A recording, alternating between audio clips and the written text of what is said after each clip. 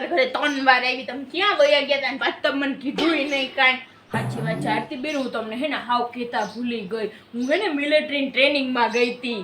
ના હોય હવે, હું ના હોય સાચું કા? તમને તો ખબર જ છે ને હું કેટલી હિંમતવાળી, બહાદુર ને તાકાતવાળી છું. તમને ક્યાં નથી ખબર? ઈ તો ભૂમિબેન હા સાચી વાત છે.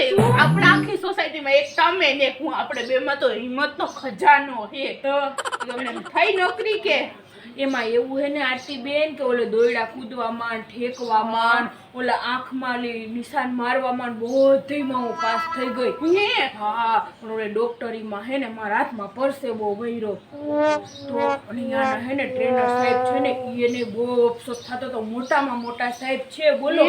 હા, એ કહેતા હતા કેટલો જાબાસ ઓફિસર, હિંમતવાળો ને તાકાતવાળો ને, કે આપણે ખોઈ બેહીએ પણ શું કરવું, હવે નિયમનું તો પાલન કરવું જ પડે ને. તો ભૂમિબેન તો તમારે અસલ મારા જેવું જ થયું.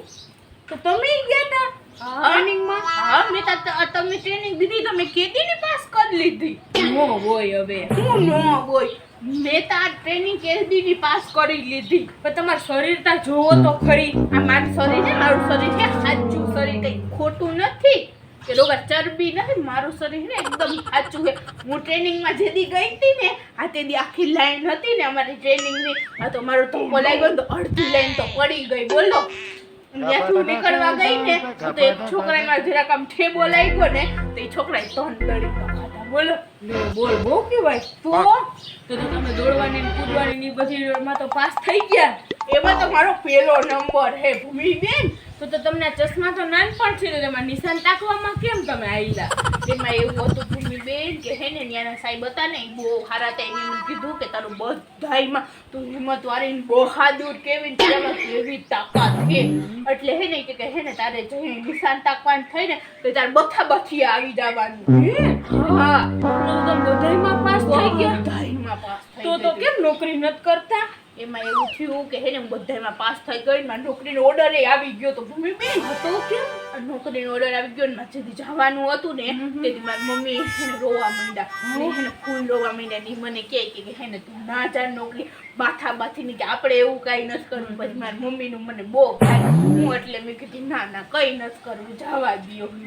એટલે ન કરતો હું આજે હોત બેન સિપાઈ.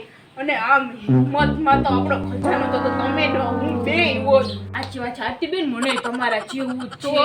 મને એવો જ ભક્તિ કરવાનો અને દેશભક્તિ કરવાનો શોખ, અને એવો જાબાસ ઓફિસર બનવાનો. તો આપણે બે અત્યારે સિપાઈ હોત ને સરહદે હોત, બે હોત આરતીબેન. આપણે બે સરહદે હોત અને કેવી મજા. અને આપણે કોણ છે? હું છું. હવે તમે તો કોઈ માણા છો કે નહીં વધીતા બેન? હવે હું તો માણા છું. તમારી બેની કયુંની વાત સાંભળતી હતી, ફેકમ ફેક હતા. તમે તો હવે બેવડાવા દે, બહુ બહાદુરી કરતા હતા તમે બે. શું થયું બહાદુરીનું? આટલી વારમાં બી ગયા તો આટલી બે ફેકતા ના હોય તો મોટી મોટી વાતો બહુ ફેકતા હતા.